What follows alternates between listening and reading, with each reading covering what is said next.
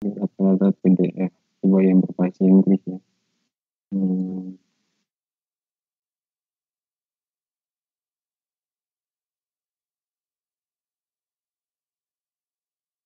Application learning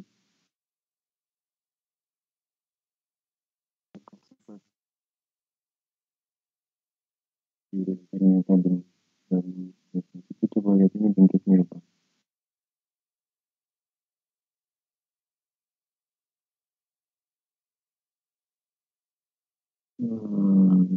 Yang ternyata PDF juga. Kira-kira begitu Bapak Ibu, ada yang ingin ditanyakan?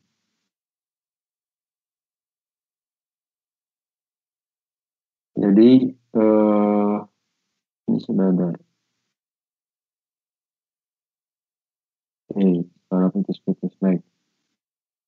Ibu Sri Susanti. Semoga sekarang sudah. Oh, Pak Fatul sudah ada. Jadi begitu ya Bapak Ibu. Saya sangat menyarankan Bapak Ibu menggunakan Mendeley juga gitu. Walaupun mungkin ada yang lainnya, ya nambah lagi berarti Mendeley. Selain tempat untuk mencari bahan rujukan, juga membantu dalam penulisannya nanti.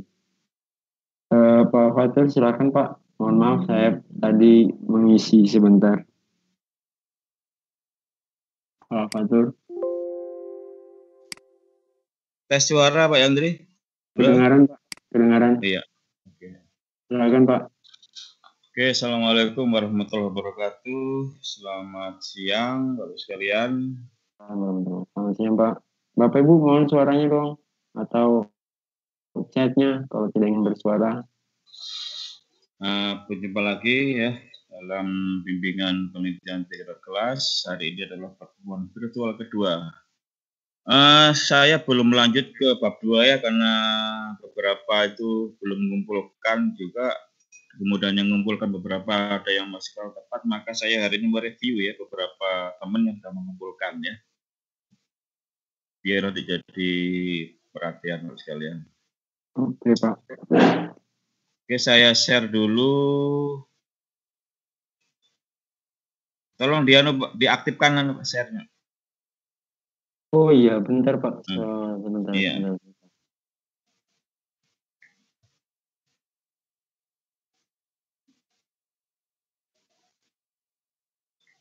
Silakan Pak. Iya.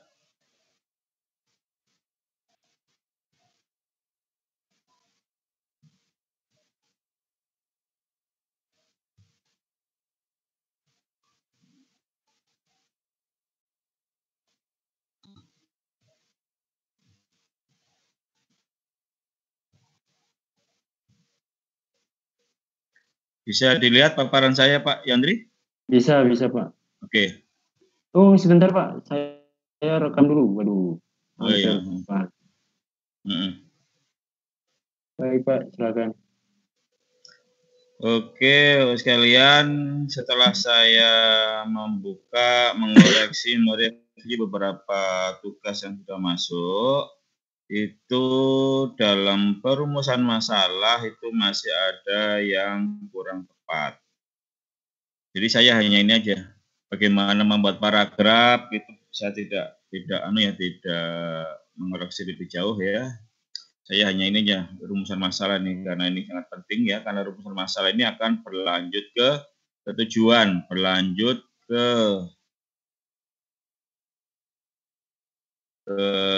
kesimpulan ya. Kalau pijakannya kurang tepat nanti juga kesimpulannya juga kurang pas, tujuannya juga kurang pas. Terus kalian untuk merumuskan masalah ya itu memperhatikan variabel-variabel yang ada di judul penelitian. Ini sebagai contoh, Bapak sekalian, ya saya punya judul penerapan modul elektronik untuk meningkatkan motivasi belajar matematika, kompetensi dasar, kaidah penyajian, dan seterusnya. Ini bisa diperhatikan ya, penerapan modul elektronik itu disebut dengan variabel solusi atau variabel tindakan. Ya, saya ulang, penerapan modul itu disebut dengan variabel tindakan atau variabel solusi. Nah, meningkatnya motivasi belajar itu disebut dengan variabel harapan. Ya. Jadi meningkatnya motivasi belajar disebut variabel harapan. Nah, berarti ini ada dua variabel. Variabel pertama, variabel harapan, itu cuma satu harapannya, yaitu meningkatkan motivasi belajar. Variabel tindakannya juga satu, yaitu penerapan modul elektronik. Nah, bisa saja nanti kita tuh membuat judul variabel harapannya itu dua. Contoh begini kalau dua itu ya. Penerapan modul elektronik untuk meningkatkan motivasi belajar dan hasil belajar misalkan. Maka itu dua variabel harapannya. Jadi kalau variabel harapannya dua, kemudian tindakannya satu, maka variabelnya berjumlah tiga. Nah, itu ya. Ini kebetulan cuma dua ya. Variabel harapannya satu, variabel tindakannya satu, maka dua. Nah, kalau dua, maka nanti rumusan masalah juga berjumlah dua.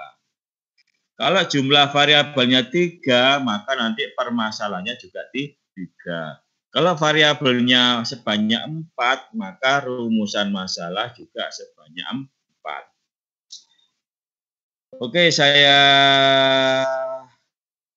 jelaskan lebih jauh ya. Misalkan variabel harapan ya, variabel tindakan. Nah, variabel harapannya itu adalah meningkatnya motivasi belajar. Nah, maka masalah yang kita angkat itu apakah penerapan e-modul dapat meningkatkan motivasi belajar. Jadi ini fokusnya kepada motivasi ya. Di titik tekannya pada motivasi apakah nanti benar-benar bisa meningkat dengan tindakan yang kita lakukan. Nanti gimana cara ngukur? Jadi nanti begini, kalau masalahnya dua, maka itu tujuannya dua, instrumen juga dua, ya, instrumen juga dua. Masalah dua, tujuan dua, instrumen dua, kesimpulan dua, nanti gitu. Ya, sampai dengan bab terakhir nanti akan konsisten. Oke, nanti untuk mengukur motivasi, maka nanti menggunakan instrumennya itu kalau motivasi itu pakai angket ya, pakai angket. Bikin angket itu dimodifikasi, dirancang sehingga bisa mampu mengukur motivasi. Nah, variabel tindakan. Nah, tindakannya ini kadang-kadang lupa, nah dibuat masalah ya. Tindakan itu juga dibuat rumusan masalah. Tindakan itu sebenarnya kan ngajar kan, ngajar tapi menggunakan metode atau model atau media yang sudah kita tetapkan. Nah, kalau ini kan menggunakan model ya. Penggunaan model, kebetulan modelnya itu bukan model, ini menggunakan media. Medianya menggunakan modul elektronik ya. Nah, maka nanti masalahnya itu begini. Jadi ketika guru itu melakukan pembelajaran sebagai peneliti langsung ngajar, itu namanya melakukan tindakan, tetapi ngajarnya itu tidak ngajar seperti biasa, tetapi mengajar memakai tindakan yang telah ditetapkan. Apa tindakannya? Yaitu penerapan modul elektronik. Jadi nanti ketika guru itu mengajar itu harus menggunakan modul elektronik dan itu harus dipantau ya, harus dipantau. Nah, dipantau atau diobservasi atau diamati oleh guru mitra atau guru teman sejawat. Nah, ketika memantau itu nanti guru kan membuat pemantau itu membawa instrumen ya. Instrumennya berupa apa? Ya lembar pengamatan. Lembar pengamatan dirancang sehingga bisa memotret atau mengamati guru mengajar ketika menggunakan modul elektronik ya. Ya kira-kira kayak kita disupervisi lah gitu ya, disupervisi, tapi yang supervisi itu adalah guru mitra ya. Nah, instrumennya berupa lembar pengamatan. Di sana ada pendahuluannya bagaimana, kemudian kegiatan inti bagaimana, kemudian penutup bagaimana, itu ada instrumennya. Karena ada instrumennya, maka nanti itu harus ada digambarkan, harus dibuat masalah, dibuat rumusan masalah. Nah, contoh rumusan masalah yang berkaitan dengan tindakan seperti ini ya. Ntar dulu saya geser dulu ini ya. Nah, bagaimana gambaran penerapan e-modul gitu ya untuk meningkatkan motivasi belajar matematika dan seterusnya gitu ya. Jadi yang pertama ini tekanannya itu adalah motivasinya, apa namanya harapannya, variabel harapan, apakah motivasi bisa meningkat dengan penerapan e-modul. Nah, untuk variabel tindakan ini permasalahan tekanannya pada penerapan e-modul itu sendiri ya. Apakah memang benar-benar sudah sesuai langkah-langkah pembelajarannya, apakah pendahuluannya sudah pas, kemudian kegiatan intinya sudah pas, kemudian penutupnya apakah sudah pas. Itu perlu diamati. Karena perlu diamati, nanti akan kita bisa menjaring data gitu kan, dengan instrumen yang telah dibuat sebelumnya. Jadi saya ulang, jadi kalau ada dua masalah, maka dua variabelnya dua. Oke, saya lihat contoh yang punya Bu DH ya, Bu DH. Punya Bu DH kemarin sudah saya lihat juga.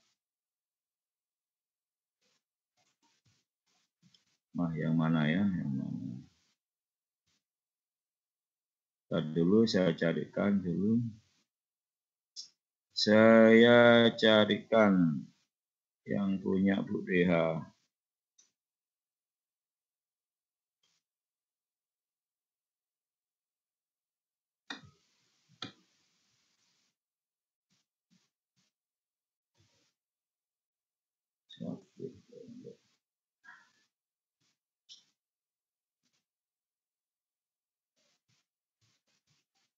Nah, saya download lagi jadi ini banyakan. Saya download lagi punya Bu DH kemarinnya. Bu DH mana Bu DH ini? Cari punya Bu DH.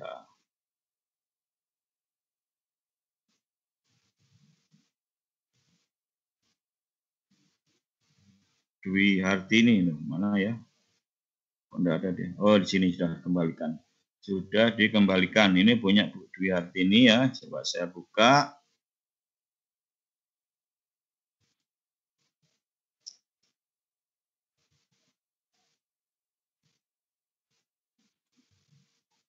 Ini judulnya dulu ya, judulnya penerapan model problem based learning. Nah, penerapan model problem based learning ini disebut variabel tindakan ya. Berbantuan Google Classroom. Ini gabungan dari variabel tindakan. Nah, untuk meningkatkan kemampuan pemahaman konsep peluang ya, pemahaman konsep peluang. Ada dua variabel tindakannya adalah penggunaan model problem listening, harapannya meningkatkan kemampuan belajar, kemampuan pemahaman konsep peluang. Nah, kita lihat ya,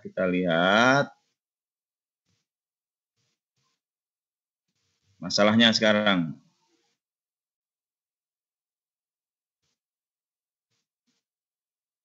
Nah, ini ya. Oke, yang pertama rumusannya ini adalah bagaimana proses penerapan model. Nah, ini berarti menyorot apakah penerapan nanti sudah tepat, gitu ya. Ini menyorot tentang variabel tindakan. Nah, berikutnya yang kedua ini bagaimana hasil peningkatan keterampilan pemahaman konsep. Ini menyorot tentang variabel tindakan. Ini sudah tepat UDH. Cuma kemarin ini redaksinya masih kurang bagus, saya berikan saran di sampingnya ya. Jadi variabelnya dua, tindakannya dua. Yang satu tentang tentang tindakannya itu sendiri diamati, kemudian yang kedua tentang masalahnya sendiri akan dipotret apakah bisa meningkat gitu. Ini sekarang saya buka punya Bu Vira Frianti ini ya. Punya Bu Vira.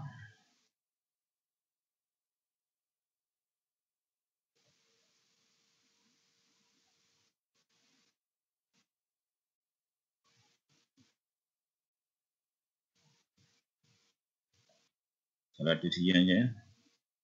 Saya lihat Bu Vira. Oke, saya back.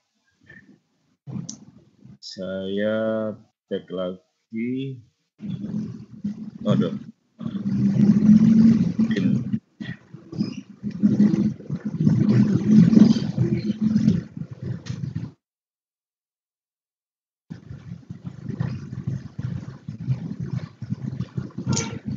Disembunyikan aja tuh Pak Fatur apa barnya yang floating barnya itu. Ya, sudah saya sembunyikan. Lihat tugas.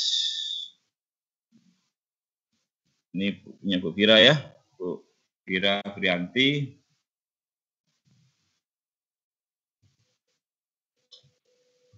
Kita lihat judulnya dulu ya. Kalau judulnya nanti, baru nanti kita tahu mana variabel tindakan, variabel harapan, baru kita tengok nanti bagaimana cara merumuskan masalah.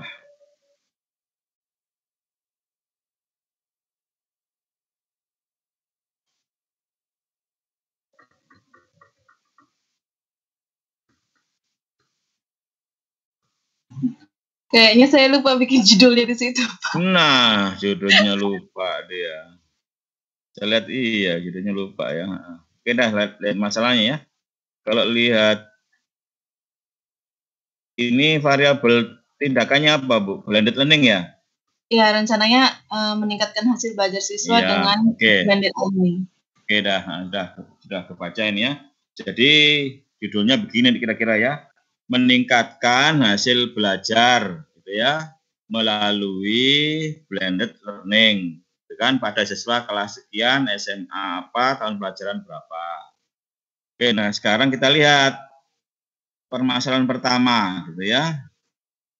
Di sini permasalahan pertama itu adalah meningkatkan hasil belajar. Yang kedua meningkatkan ketuntasan belajar. Nah, yang tentang tindakan ini belum muncul ya, belum muncul ya. Ini dua-duanya masalah ini ya. Nanti masalahnya cuma satu aja, hasil belajar atau ketuntasan belajar itu kan berkaitan. Ambil salah satu nanti ini. Misalkan ambil yang hasil belajar ya. Otomatis nanti kalau hasil belajar naik ya ketuntasan belajar pasti naik gitu kan. Ambil salah satu aja. Oke, ini saya hapus ya. Nanti ini dihapus aja ya. Nah, ini ganti yang menyorot tentang tindakan itu ya. Jadi yang pertama, apakah penerapan blended learning dapat meningkatkan hasil belajar, gitu kan? Gitu. Nah, sekarang yang kedua ini ya bunyinya tidak begini. Bunyinya itu menyorot bagaimana penerapan blended learning. Jadi masalahnya begini redaksinya. Bagaimana gitu ya penerapan blended learning gitu ya untuk meningkatkan hasil belajar dan seterusnya gitu ya. Jadi yang pertama itu adalah tentang variabel harapannya, yang kedua variabel tindakannya. Gitu. Ini boleh dibalik-balik ya. Yang pertama tindakan, yang berikutnya harapan juga boleh, atau harapan di atas, tindakan di bawah. Oke, ini untuk Bu Vira. Kemudian saya coba cari kemarin Bu Nainggolan ya, tidak salah kemarin itu, saya lihat dulu ya. Ini Bu.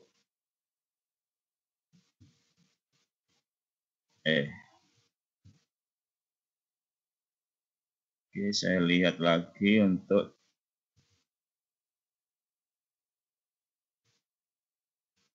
salah di umum ya, di umum. Aktivitas.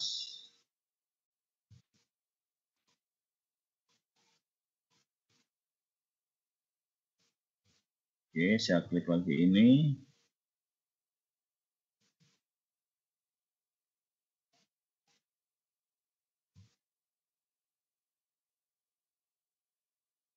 Oh, Bu Yuliana Hatta ya, lihat Bu Yuliana Hatta.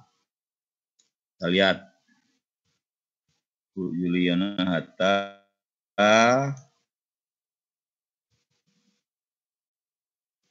Nah, ini meningkatkan aktivitas belajar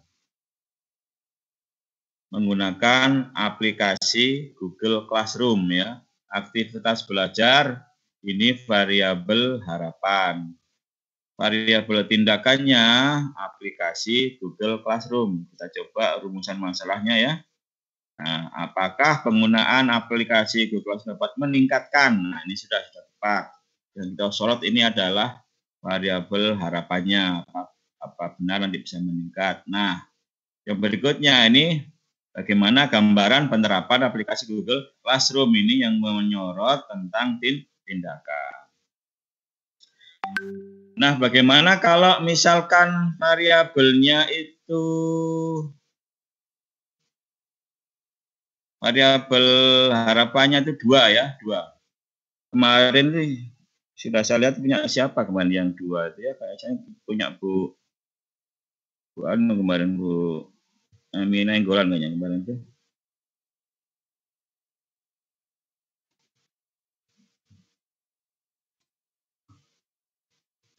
Tutup dulu.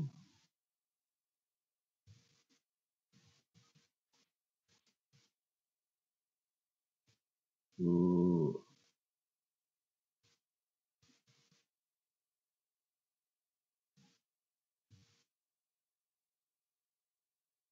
Enggak ada Bu Nainggolan di sini ya. Oh ini Jessica Nainggolan. Jessica Nainggolan. Nah, ini ya.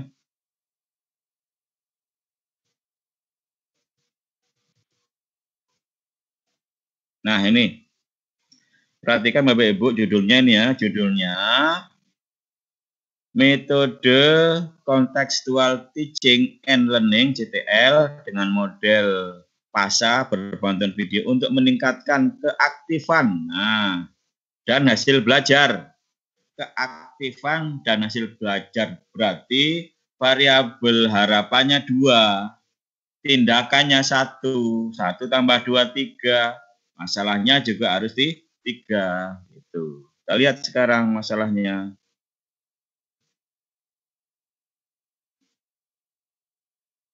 Nah, ini sudah 3 ini masalahnya ya. Sudah 3 ini masalahnya. Kemarin itu enggak salah dia baru 2 kemarin itu, terus saya revisi, saya betulkan jadi 3. Coba kita lihat ya. Yang pertama ini. Oh, ini yang kosong kemarin nih, ini yang kosong. Ini yang tugas yang sudah enggak kosong, kita lihat ya kemarin biar tahu bagaimana perkembangannya. Nah, ini kemarin masih 2 ini masalahnya ya, masih 2. Yang pertama ini baru mempermasalahkan tentang aktivitas belajar. Nah, ini baru mempermasalahkan aktivitas belajar, yaitu variabel harapan yang pertama. Nah, yang kedua ini mempermasalahkan variabel harapan yang kedua, yaitu hasil belajar. Nah, yang untuk tindakannya belum ada, ya belum ada. Maka ditambah lagi mempermasalahkan tentang variabel tindakan. Nah, itu ada di revisi ini, ya tadi sudah 3. Tadi sudah 3 terus diperbaiki ya.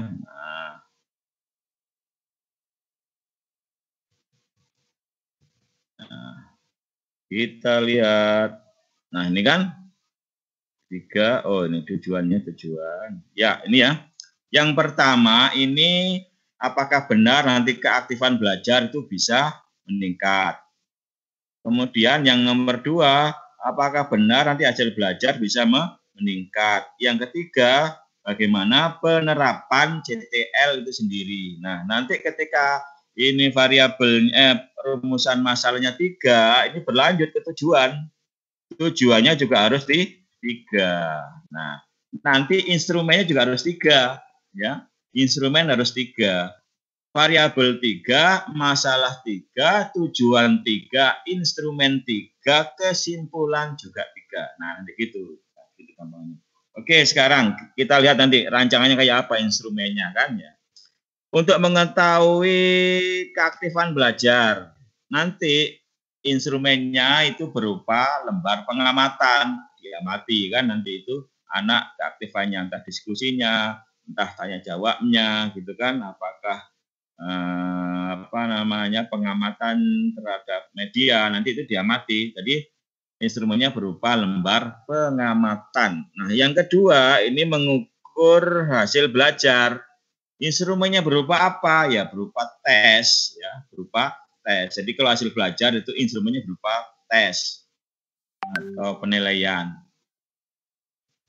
berupa soal-soal, gitu ya, berupa soal-soal.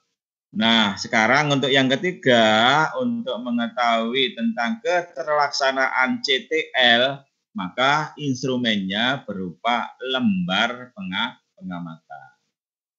Clear ya? Jadi kalau masalahnya, kalau variabelnya 3, masalah juga 3. Nah, untuk permulaan, Bapak sekalian, yang belum pernah mengadakan PTK, itu sebaiknya masalah yang diteliti 1 saja, nggak usah banyak-banyak. Ini kan 2 kan, aktivitas sambil belajar ya. Ketika masalah yang diteliti 2 itu berarti harapannya kan 2. Jadi harapannya 2. Maka nanti instrumennya akan bertambah banyak gitu kan. Tapi enggak apa-apa. Tapi saran saya nanti kalau baru belajar ya sebaiknya 1 saja. Tapi kalau udah mahir ya boleh 2 lah ya. Harapannya. Jadi harapannya 2, tindakannya 1 jadi 3. Oke, sampai di sini dulu ya Bapak sekalian. Nanti silakan ditanyakan masalah-masalah yang belum clear ya tentang bab 1 dulu ya, bab 1 dulu. Nanti baru setelah itu kalau ada waktu kita lanjut sekilas tentang bab 2 Bapak sekalian. Oke, saya kembalikan dulu ke Pak Yandri. Baik, terima kasih Pak Fatur. Bapak Ibu silakan yang ingin bertanya boleh mengaktifkan mikrofonnya atau mau lewat chat juga boleh. Yang mungkin suaranya malu untuk diperdengarkan, boleh lewat chat.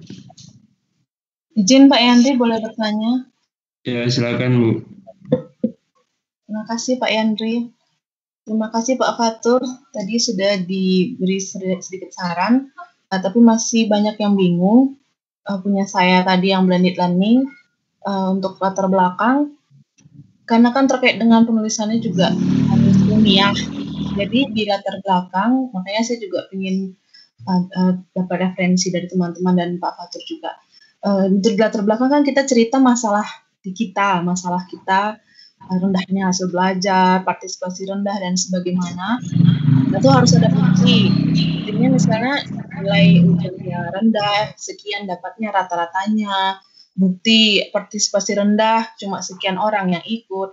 Tapi bagaimana cara melaporkannya agar dia ilmiah? Apakah cukup saya katakan hasil belajar, data yang diperoleh dari kurikulum pada tanggal sekian, dengan rata-ratanya mendapatkan sekian. Kalau partisipasi, apakah cukup saya lampirkan satu bukti bahwasanya di satu tugas siswa saya yang mengumpul hanya sekian, saya kasih screenshot, atau gimana sih mengemasnya supaya bagus gitu, supaya benar ilmiah gitu. Selain mungkin nanti kalau mau saya tambahi, tadi saya lihat juga punya UDH kan, mungkin saya juga cari referensi yang dari jurnal, tapi kan untuk latar belakang saya kepingin inilah masalah nyata di kelas saya, di sekolah saya, bahwasanya memang nilainya rendah, buktinya dari nilai ujian-ujiannya, partisipasi siswa saya rendah, buktinya dari kelas saya. Cuman cara melaporkannya supaya ilmiah itu yang benar seperti apa? Kira-kira seperti itu Pak Fatur. Terima kasih. Ya, ini langsung ya, Pak, silakan Pak. Oke, memang itu keharusan. Jadi mengatakan bahwa rendah itu tidak boleh hanya pakai perasaan, ya, tidak boleh hanya pakai persepsi atau asumsi. Harus ada bukti. Ya bukti berarti data kan. Berarti harus datanya yang ditulis di di pendahuluan gitu kan. Nah, cara penulisannya itu bisa berupa paragraf, bisa berupa bentuk tabel gitu kan. Jadi bentuk aja, kalau paragraf boleh misalkan dari pengamatan ternyata katakanlah keaktifan belajar rendah dari sekian siswa hanya 5% gitu ya. 5% yang aktif. Itu kan data kan. Jadi harus nyata berapa persen itu data gitu kan. Atau bisa juga berupa tabel, itu lebih bagus lagi gitu kan. Misal kalau kita tentang mengatakan bahwa hasil belajar rendah, tidak bisa kita hanya mengatakan hasil belajar rendah, mana buktinya gitu kan, harus dipaparkan. Misalkan hasil penilaian hasil ulangan harian gitu kan, misalkan harian pertama itu segini rata-ratanya, kedua gini rata-ratanya, itu dipaparkan. Nah kalau banyak ya dalam bentuk tabel, tapi kalau hanya beberapa data yang mungkin cukup dalam bentuk paragraf. Jadi cara mengungkapkannya bisa berbentuk paragraf biasa, narasi atau bisa berbentuk tabel gitu Bu Tira ya. Kemudian di samping itu kan masalah ya, di samping menjelaskan masalah, kondisi ideal juga harus dipaparkan di paragraf awal gitu ya. Saya belum membaca detail ya, apakah kondisi ideal sudah ditulis sama Bu Tira ya, saya belum melihat secara detail ya. Nah, kalau tentang hal digital ya bisa Ibu paparkan tentang bahwa saat ini misalkan dunianya sudah serba digital gitu kan, pembelajaran juga harus digital, itu dipaparkan gitu kan, itu kondisi ideal gitu kan. Bila perlu didukung dengan regulasi, misalkan di standar proses itu Permen 22 itu ada juga di sana dikatakan bahwa pembelajaran diharapkan menggunakan teknologi informasi, itu namanya semua kondisi ideal, itu dipaparkan di paragraf awal gitu kan.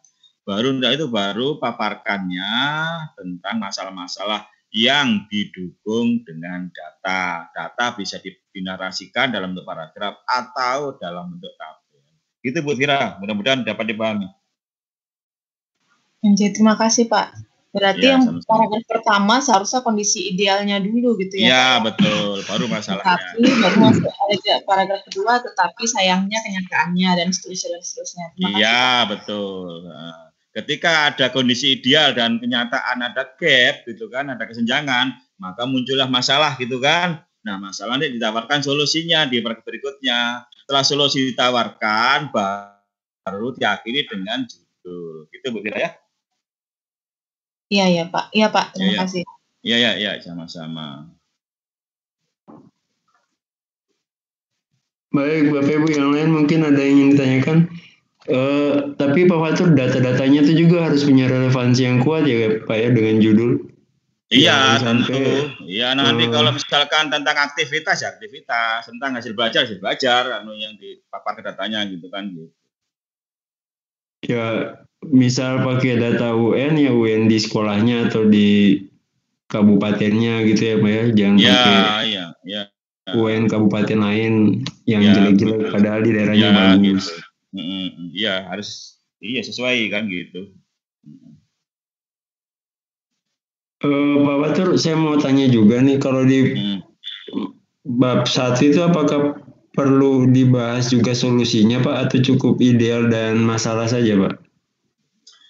Begini, di solusi itu dijelaskan juga mengapa memakai solusi itu gitu kan, itu rasionalisasinya tetap, tapi nanti tidak perlu dibahas detail kan, cuma dibahas tentang alasannya mengapa pakai itu. Masalah penjelasannya tidak perlu, misalkan bullet learning itu apa, itu nanti di kajian pustaka. Oke, berarti selain ideal dan masalah harus disampaikan juga solusinya gitu ya Pak ya? Iya, solusinya alasannya apa, mengapa pakai itu gitu. Iya. Penjelasan detailnya belakangan di kajian pustaka gitu. Bapak Ibu silakan yang ingin bertanya, tak perlu raise hand, langsung bertanya saja. Yang tadi Ibu Jessica, Ibu Jess, mungkin ada yang disampaikan sama Ibu Yuliana Hatta, Ibu Yuli.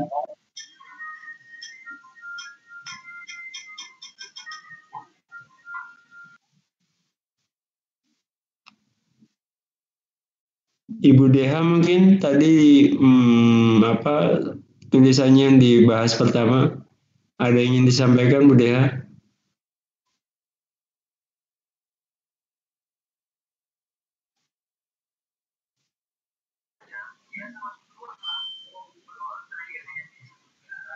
Pak Yandri, saya boleh nanya lagi nggak kalau Bu Dehanya belum bertanya? Boleh Bu. Izin Pak Yandri, Pak Fatur, izin Bu Deha ya, saya salib dulu. Tadi mengenai materi sempat saya lihat, Bu Deha tadi kan ngambil satu materi, satu judul materi. Kalau nggak salah yang satu lagi juga logika gitu kan, nah satu bab. Di sinilah Pak yang saya waktu minggu lalu itu bertanya kepada Bapak, karena ya dulu pernah buat gitu PTK, jadi dilaksanakan ala kadarnya. Kan kalau satu bab itu, misalnya persamaan lingkaran, biasanya kita di awal-awal, siklus 1 lah awal-awal, itu kan masih ringan. Dia misalnya pusatnya titik O gitu. Lalu masuk ke siklus 2 itu kan makin berat. Misalnya pusatnya titik A atau P kan. Kemudian masuk lagi berikutnya itu yang persamaan seimbang dan sebagainya lah. Artinya biasanya kalau dalam satu bab itu, kalau itu kita bagi menjadi dua bab, dua siklus atau tiga siklus, memang sifat materi itu semakin ke belakang semakin sulit gitu. Disitulah yang saya bertanya, kalau tidak mengulang, seandainya dia memang lanjut, siklus itu lanjut dengan materinya berlanjut, biasanya dalam satu bab itu materinya makin sulit. Sehingga bisa jadi siklus 1 itu karena masih mudah materinya, nilainya bagus. Siklus yang terakhir karena makin sulit materinya, nilainya menurun. Ataukah bolehkah tidak terikat materi, yang penting blended learning, hasil belajar yang kita lihat, tapi materinya bebas aja. Jadi materinya di siklus 1 bab 1, misalnya ketidaksamaan, yang keduanya udah lain lagi, program linear itu, jadi siklus 2 itu bab yang lain lagi. Kalau seperti itu kan memang lain bab, kita kan nggak bisa menjustifikasi yang ini lebih sulit dari yang ini. Tapi kalau dalam satu bab, perasaan saya sih itu semakin ke siklus 2 pasti materinya semakin berat. Jadi bagaimana dengan materi Pak? Haruskah memang satu penelitian itu di dalam satu materi, misalnya trigonometri aja, atau logika aja? Atau bolehkah materinya nggak dibatasi? Misalnya ya sepanjang satu semester gitu. Misalnya penelitian kita 3 siklus itu satu semester, berarti kan sekian bab. Yang benar itu yang, atau baiknya gimana gitu? Ya. Oke, logis juga memang itu kan logis juga ketika dalam satu bab kemudian nanti ke dalam satu bab itu ya materi selanjutnya itu mungkin lebih sulit itu kan karena awal-awal ya mungkin tentang ini kan tentang pengetahuan dulu kan gitu. Kemudian yang berikutnya mungkin lebih tentang keterampilan gitu kan. Nah begini di dalam ya saya belum tahu persis ya apakah boleh itu kalau materinya loncat-loncat gitu ya, saya belum pernah dapat referensi sih kalau loncat-loncat itu kan. Nah kalau nanti dalam satu KD ya satu KD. Nah di dalam pembelajaran itu dalam satu KD itu kan ada yang namanya topik-topik gitu kan, topik-topik. Nah, katakanlah subbab A, subbab B itu kan A sama B itu belum tentu sebenarnya itu bab A dan bab B itu lebih sulit yang bab A kan. Tapi kalau memang ngajar pertama itu hanya tentang pengertian, tentang pengetahuan ya memang itu berendah. Tapi nanti dalam satu siklus itu kan tidak cukup hanya pengertian doang kan. Satu siklus itu kan terintegrasi pengetahuannya, keterampilannya, terintegrasi gitu kan. Nah, satu siklus itu kan tidak cukup satu pertemuan. Bahkan di sana itu minimal satu siklus itu adalah 2 pertemuan minimal. 2 pertemuan berarti boleh lebih dari 2, ya, boleh lebih dari 2 atau 3 juga boleh. Bahkan 4 pertemuan sebulan misalkan ya. Sebulan itu pertemuan pertama siklus pertama boleh gitu ya. Sebulan siklus pertama boleh. Sebulan lagi siklus kedua sebulan lagi. Dalam sebulan itu ya materinya kan banyak kan, katakanlah bukan banyak ya. Satu subbab ya, satu subbab katakanlah lingkaran itu apa ya? Lingkaran katakanlah lingkaran tentang luas, tentang keliling ya, katakanlah tentang luas ya. Katakanlah SMP tentang luas ya, tentang luas. Kemudian berikut tentang keliling gitu kan. Belum tentu nanti itu luas dan keliling yang kata keliling yang terakhir ya belum tentu keliling lebih sulit kan, belum tentu itu kata selevel itu. Jadi pertama tentang luas, siklus pertama luas ya. Jadi luas ini bisa 4 pertemuan gitu kan. Kemudian yang kedua tentang keliling itu 4 pertemuan gitu kan. Belum tentu keliling lebih sulit daripada luas, belum tentu itu. Tapi kalau yang dibahas hanya tentang luas, jadi siklus pertama hanya pengertian doang, ini pengertian. Yang kedua mengerjakan soal, ya itu memang mungkin lebih sulit, gitu kan. Tetapi dalam siklus pertama itu jangan hanya yang mudah-mudah, bisa aja tentang luas, dan luas itu di sana ada pengertian, ada pengetahuan, ada soal segala macam itu kan. Nah, subbab berikutnya tentang luas, tentang keliling juga sama, nanti ada pengertian, ada pengetahuan, ada keterampilan dan sebagainya. Jadi bisa sama di taraf kesulitannya. Itu Bu Fira. Ya, terima kasih Pak. Udah mulai paham. Berarti pada umumnya PTK itu memang satu bab ya Pak ya, misalnya trigonometri. Ya, salah saja begitu. Jadi kalau loncat saya belum menemukan referensinya gitu misalnya. Ya, terima kasih Pak. Iya, sama-sama. Oke, terima kasih Bu Fira. Lagian di judul kan sudah disampaikan ya Pak, materinya apa, di kelas berapa, semester berapa. Jadi memang kalau untuk materi tidak bisa kayaknya untuk berpindah ke materi yang berikutnya. Jadi memang penggunaan variabel yang tindakannya itu dipikirkan mampu menyelesaikan materi itu secara keseluruhan, entah di subbab yang mana, tapi secara keseluruhan materi itu bisa diselesaikan. Walaupun ada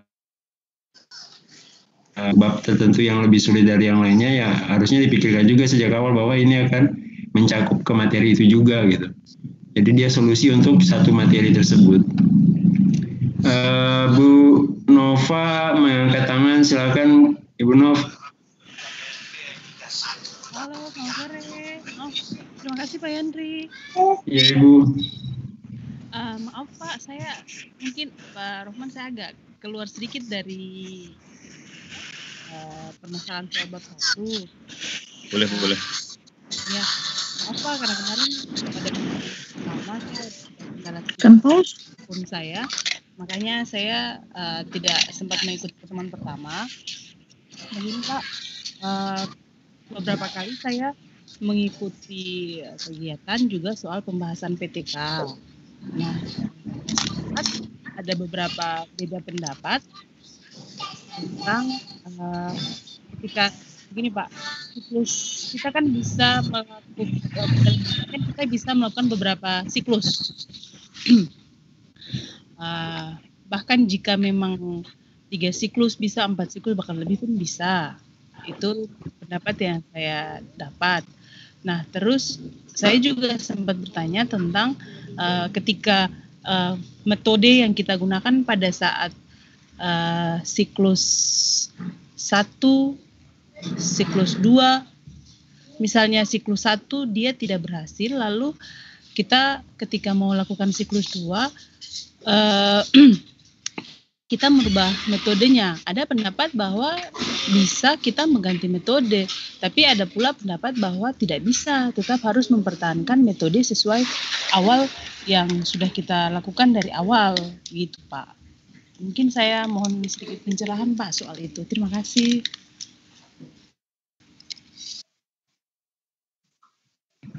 Terima kasih Bu Nov. Silakan Pak Pres. Ya, oke. Ya, berarti memang begitu ya. Ada ini kalau pendapat memang ya namanya penelitian kan sosial ya. Sosial memang kadang tidak satu mazhab gitu kan gitu. Termasuk ini aja kan materi, ada yang bilang materi itu materi tetap gitu kan, jadi diulang gitu kan. Ada yang pendapat itu. Tapi ada yang berpendapat materi tidak boleh diulang, kalau diulang namanya remedi kan gitu.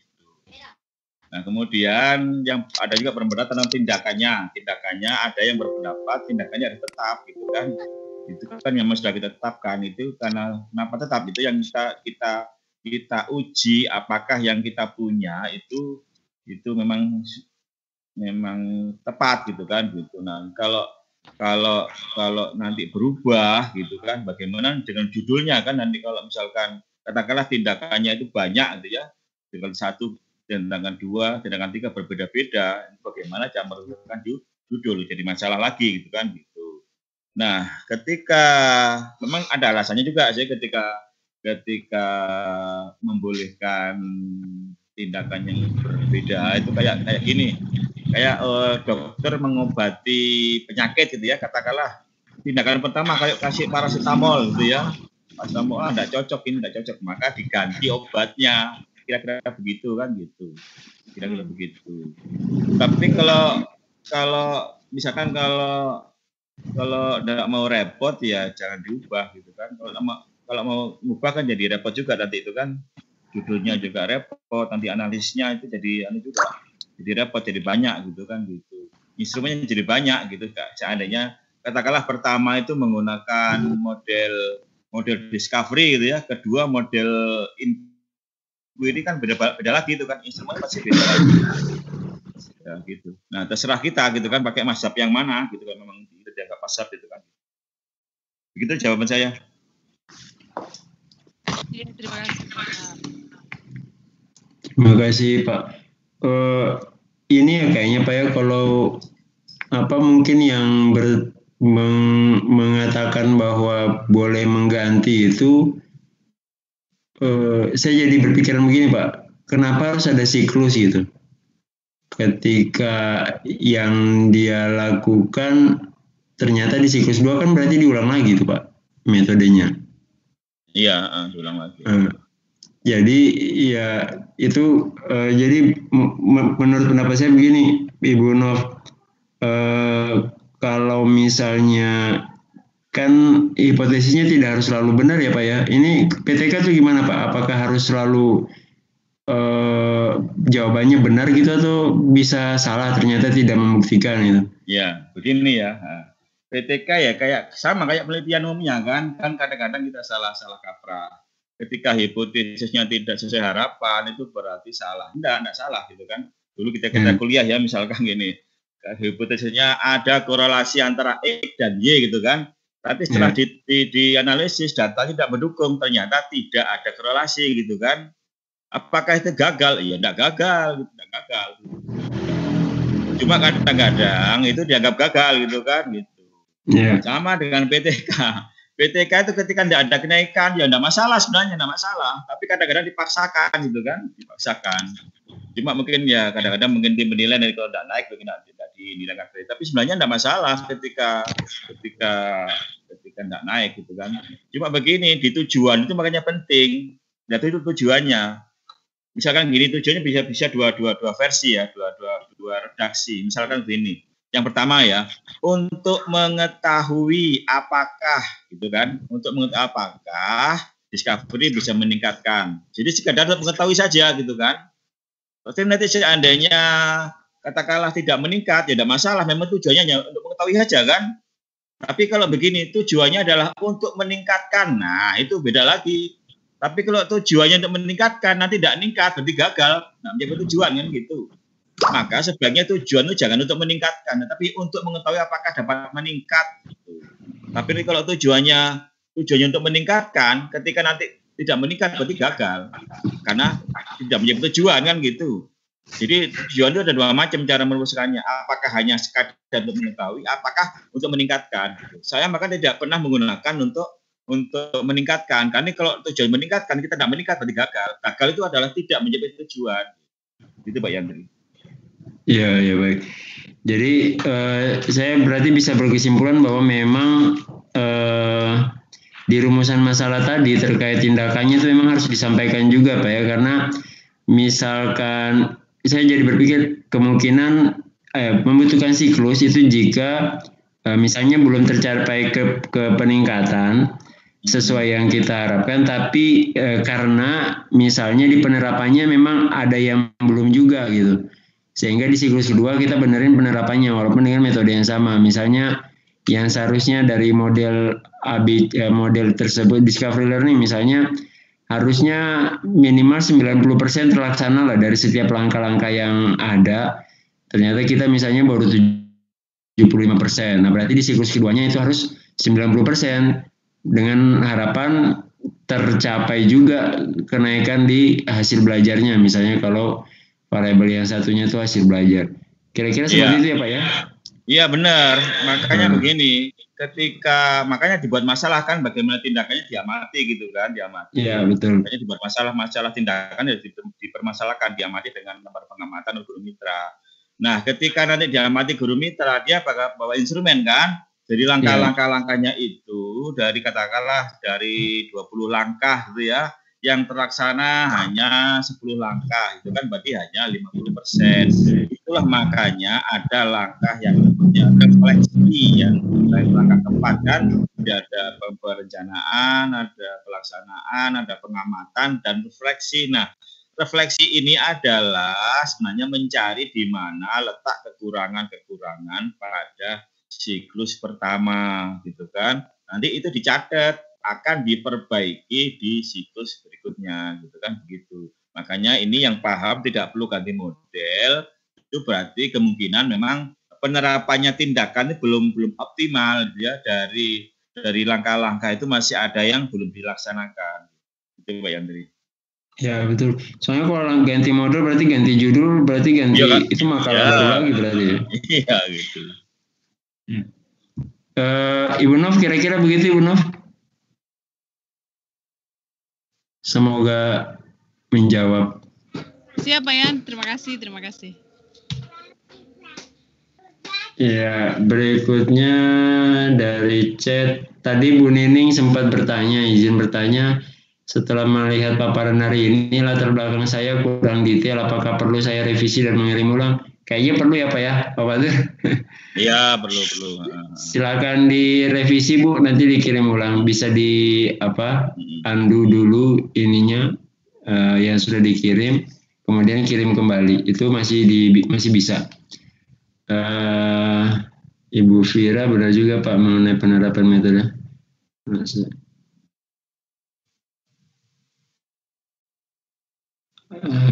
Apakah dari siklus 1 langsung pakai metode kita ataukah di siklus 1 masih? Pak Fatur, ini ada pertanyaan dari Ibu Vira.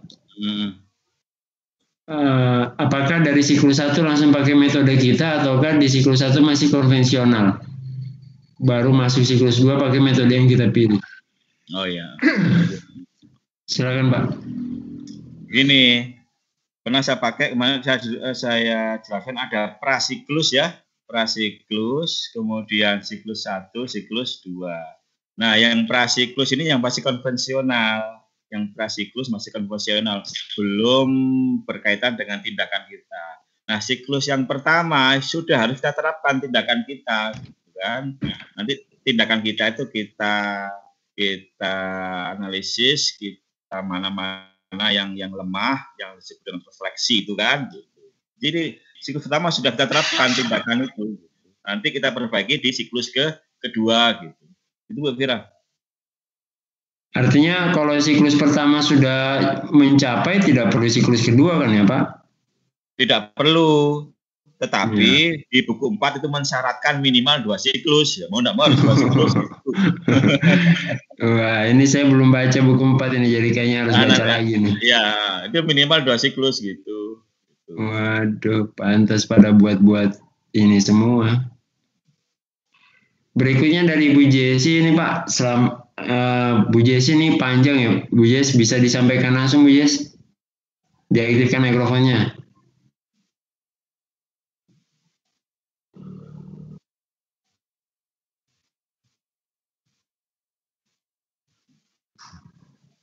Sebentar, tidak. Ini mungkin saya bacakan Pak. Terkait yang tadi Pak Fatur katakan bahwa jika masih pemula lebih baik menggunakan satu masalah saja. Dan saya memang baru pertama kali buat PTK. Saya sebenarnya mau mengubah judulnya, mengambil satu masalah yaitu keaktifan saja. Karena kemarin sempat diskusi juga dengan teman. Lalu dia mengusulkan juga untuk mendingan masalahnya pakai keaktifan saja. Karena jika siswanya aktif, pasti hasil belajarnya akan kelihatan. Jadi Pak, kira-kira boleh tidak saya ubah lagi judulnya menggunakan satu masalah saja. Lalu Pak, kira-kira kriteria untuk menentukan keaktifan di kelas itu apa saja? Terima kasih. Ya. Silakan Pak. Oke, begini. Ya, Kalau untuk pemula memang sebaiknya satu jadi masalahnya. Sebenarnya tidak berkaitan independen antara keaktifan dengan hasil belajar. Anak aktif ya nanti belum tentu hasil belajar naik gitu kan, belum tentu itu independen masalah itu. Tapi karena pemula ya sebagai salah satu saja, hasil belajar boleh atau keaktifan boleh gitu kan. Yang paling gampang hasil belajar, ukurnya pakai tes selesai kan. Nah, kalau keaktifan nanti pakai lembar pengamatan. Nanti bagaimana menyusun instrumen gitu ya. Apa yang diamati ketika anak diskusi, diamati anak itu diskusi. Ini nanti gini untuk mengukur keaktifan itu pakai metode 5M. 5M itu yang K13 itu ya, ada menanya, kemudian pertama itu mengamati ya, mengamati, menanya, mengasosiasi, mengumpulkan data, komunikasi. Nah, ini 5 ini diamati bagaimana menanyanya gitu kan. Dari sekian siswa itu berapa orang yang mau menanya, itu akan diamati gitu kan. Ketika dia diskusi itu kan bagaimana diskusinya, apakah semua diem aja gitu kan atau berapa yang aktif bertanya, aktif mendapat itu diamati. Jadi nanti saya punya instrumennya secara detail, nanti saya punya instrumennya tinggal diadopsi ya. Itu Bu. Oke, terima kasih Pak Fatur ya. Jadi kalau mau keaktifan nanti keaktifan belajar nanti Pak Fatur akan berbagi terkait indikator instrumennya ya, indikator-indikator dari keaktifan itu apa saja. Lagian Bu Jess, kayaknya kalau sampai kita bahas kriteria dari itu belum saatnya. Ini kita masih bab 1. Jadi pilih saja dulu mau keaktifan atau mau hasil belajar.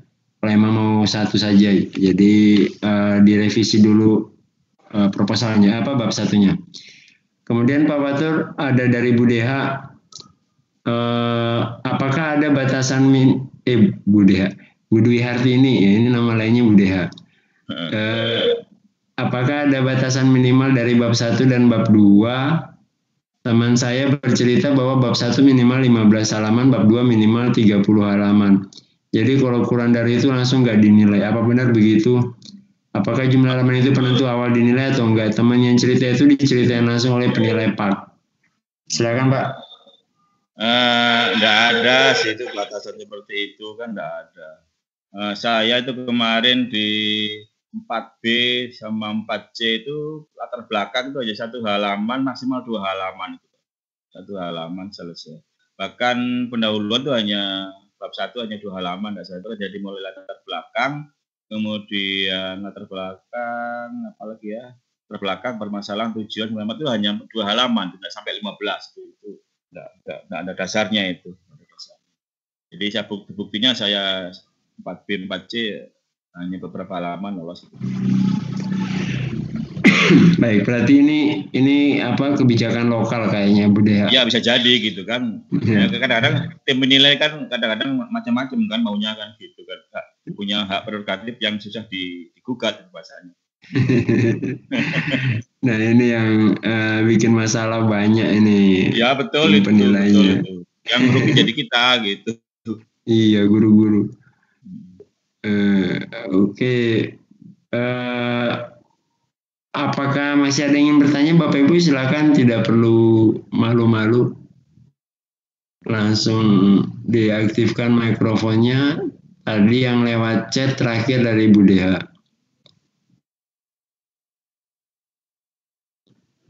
Bu Nining suaranya putus-putus, semoga kalau rekamannya nanti Bu Nining bisa ikuti, mungkin lebih baik suaranya Bu, tidak terputus-putus. Nanti akan saya share kembali rekaman kita.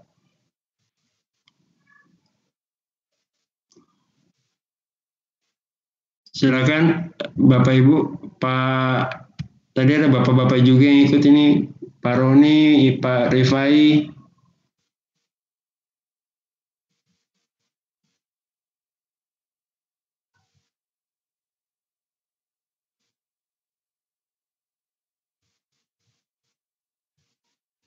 Sudah tidak ada lagi Bapak Ibu? Pak Fatur, kira-kira pekan depan kita akan bahas apa Pak? Ya pekan depan kita bahas ini udah bab 2 gitu.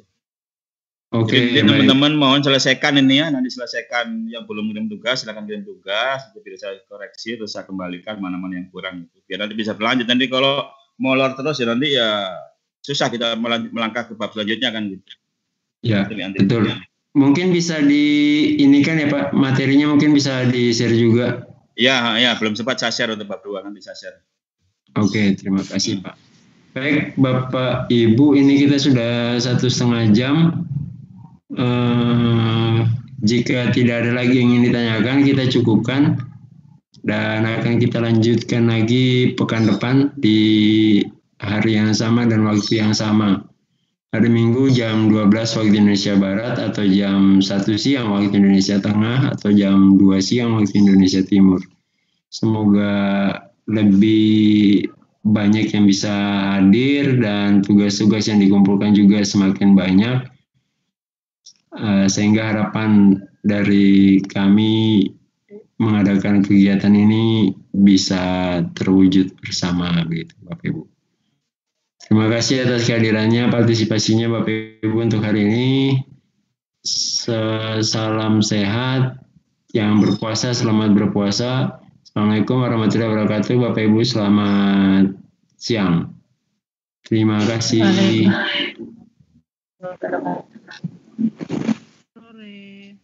Selamat sore Bruno.